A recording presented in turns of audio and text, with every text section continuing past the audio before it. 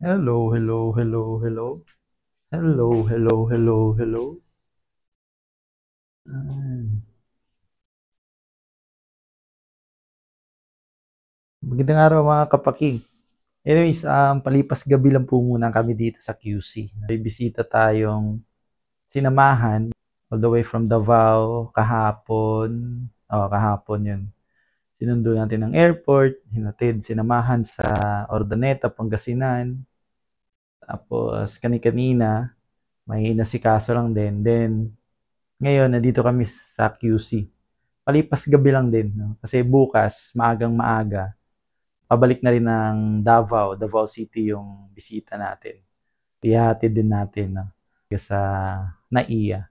Ito lang din yung maganda, no? Kapag nasa tambay moments ka, at least naging kapaki-pakinabang, no? Pwede naman nating maiwan, no? Ng saglit yung negosyo natin. So, pwede tayong gumala paminsan-minsan. Pero actually, trabaho to, no?